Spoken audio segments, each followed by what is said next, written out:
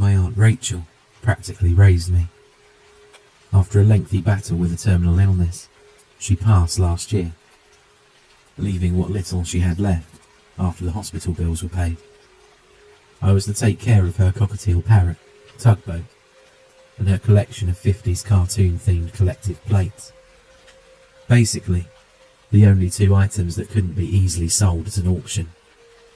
If you saw the plates, you'd see why. Downright creepy things.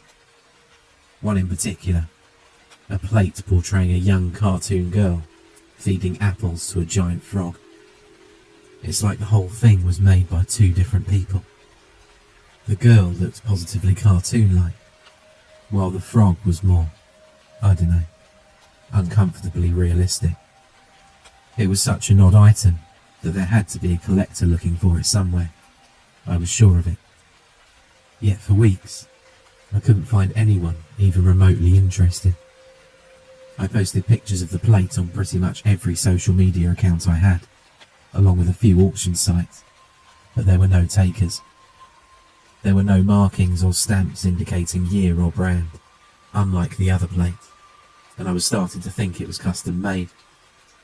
I couldn't stand looking at it, so I put it in a box in the garage. The others went up on my kitchen wall. My aunt would have wanted it that way. I live in a house not too far from the lake, on the outskirts of a small Minnesota town.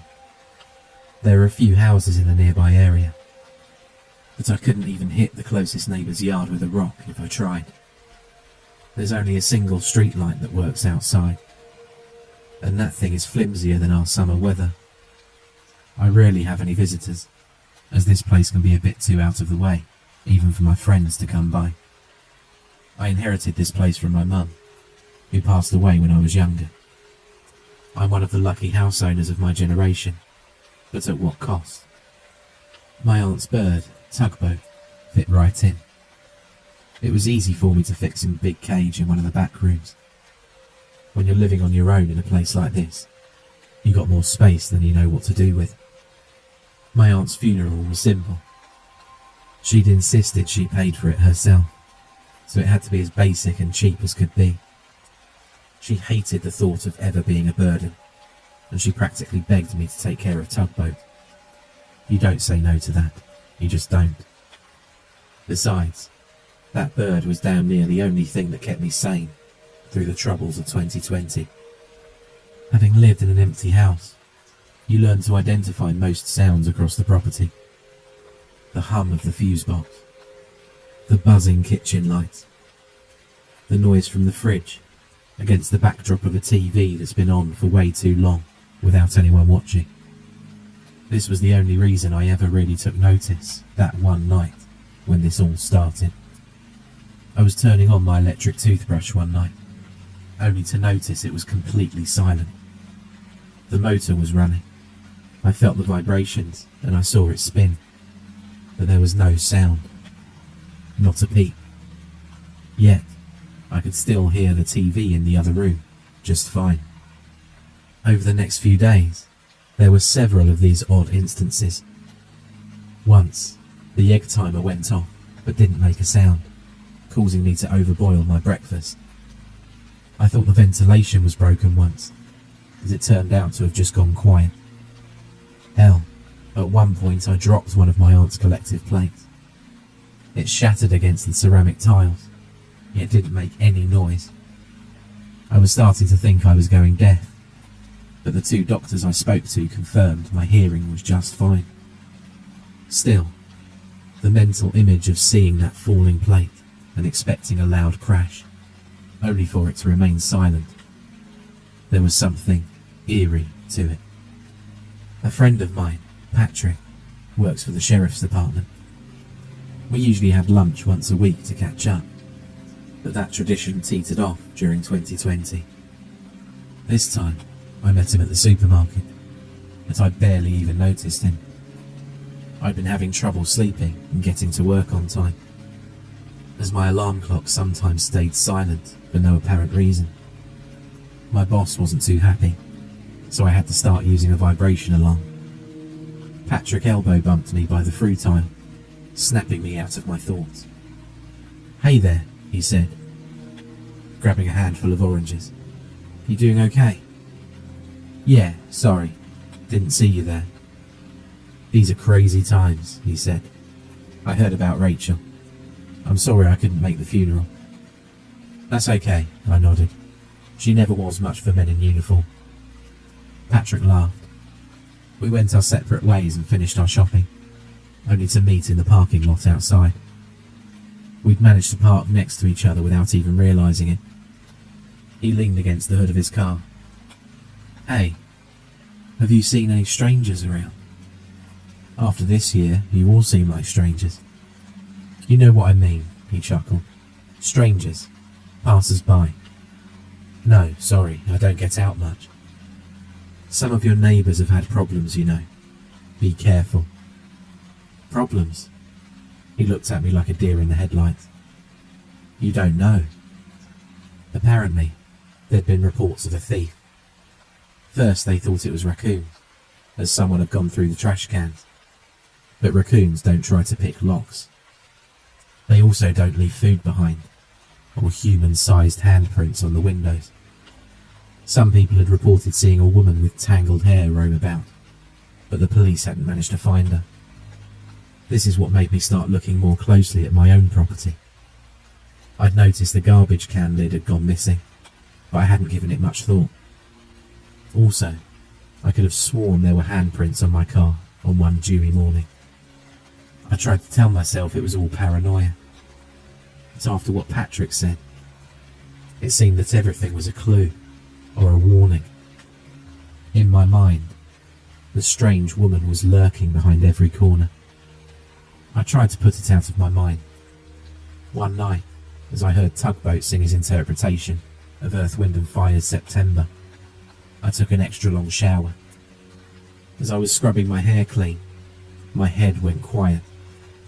I could feel the water touching my skin, but it made no sound. Through the door, I could still hear the bird sing his heart out. You'd be surprised how cold warm water can feel when you've got ice in your veins. I rinsed off most of the shampoo and stepped out. There's a small frosted glass window in my bathroom. The silhouette of a pale face was pressed against it. I screamed, but no sound came out. Tugboat kept singing in the other room, unaware. I grabbed my robe and ran into the kitchen to call Patrick, but I couldn't hear anyone pick up on the other end of the line. I couldn't hear my own words when I spoke. And there, just outside the kitchen window, was the silhouette of an intruder trying to find their way in. A pair of unevenly sized eyes stared at me, slightly too far apart. As our eyes met, she bolted, probably heading for the back door. I picked up my keychain. Tugboat stopped singing from the other room as he sensed something was wrong.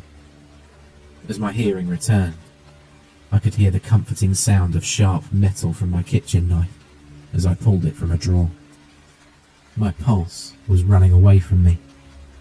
It's one thing to think of a home invasion, but to live it violates every thought of privacy and safety you have. It was turning real, fast. There was a large sliding glass door leading out to the backyard, and I figured if there ever came an intruder, it'd be through there. The same room where Tugboat chirped away, but now he'd gone quiet. I ran in there, still fresh out of the shower, my knife held in a cramped, forced grip. I almost convinced myself I was ready to use it. There she was, just outside the door, pale, with unkempt hair, eyes of different sizes, slightly too far apart, dressed in what looked like a hospital gown. She was malnourished and frail, but something told me she had the strength of a madwoman. Her eyes darted back and forth, searching for something. As they landed on me, she opened her wide mouth to scream. Not a sound came out. As her mouth grew to an unnatural size, I could feel vibrations in the air, like standing next to a concert loudspeaker. The sliding glass door shattered, the shards fanning out towards me. The knife in my hand started shaking, but I managed to hold it. She stepped inside, her bare feet smearing ribbons of blood on the hardwood floor. She was coming for me, a constant vibration from an unnatural scream tearing through my body. I had to try to call for help and sprinted back into the kitchen. The light bulbs burst overhead, turning the room black. Still, not a single noise. A stray light from the streets outside made its way through the kitchen window, making the room drip with long, pale shadows. My aunt's collective plates rattled on the wall. Glasses along the kitchen sink were cracking and breaking. Empty bottles spilled onto the floor. Cabinet doors shaking back and forth, opening seemingly at random. An old recipe book fell from a countertop, the pages flicking back and forth. I pressed myself against the kitchen window, fumbling to get it open. She'd cornered me. Her mouth was wide open in that impossible scream, her body vibrating with machine-like intensity, the tangled hair twisting and stretching, as if thrown about in a storm of its own. Her uneven eyes searched for me, twitching like insects. And still, she didn't make a single sound. There were no humming fans, no buzzing electricity, only a soft breeze outside the window. I couldn't even hear my heartbeat. I managed to stumble out of the kitchen window, stepping onto the sharp gravel path. I still held onto my knife like a comfort blanket. I didn't even bother to see if she followed me. I just ran. There was no time to get into the car. I ran into the woods, following a trail that would lead me to my neighbour. Soon, the rhythmic beat of my feet went quiet. My breath too. I tried to scream for help, but the sound was swallowed. She was right behind me. Long nails reached for me, fingertips touching the edge of my robe. And all around me, nothing but tranquil nature, unbothered by my terror. I was knocked to the ground, scraping my legs against the undergrowth. I slashed with my knife, trying to fight her, as a dainty hand picked up my keys from the side pocket of my robe. I rolled away, only to see the mess of tangled hair walk away. Her uneven eyes gave me a last look as she turned her back to me. She looked right through me, without a care in the world. I got to my neighbour. My dirty feet muddied their floor, and by the time the police came, it felt like a waking nightmare. I made my statement, showered for the second time that night, and slept at a nearby motel as the police cleared my house. The next day, I assessed the damage. The house had been searched thoroughly, but nothing was stolen. Not too much was broken either. Seems she was looking for something specific, not trying to steal any valuables. The police were just as dumbfounded as I was, and I didn't report anything stolen. My insurance company would need an explanation though. It was hard to explain why it looked like the house had been hit by a tornado from the inside, without sounding insane. All the collective plates laid shattered on the floor. Poor Tugboat was so traumatised, he's since stopped singing. Going through the damages was heartbreaking, but it made me take notice of something peculiar. The garage had been searched as well.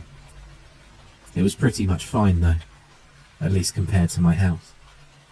Among my boxes, I noticed a single item missing. The creepy plate I'd put aside from my aunt. The only one I didn't want in the house. The one with the young cartoon girl feeding the giant frog. It was gone. I guess I found the single collector who wanted it.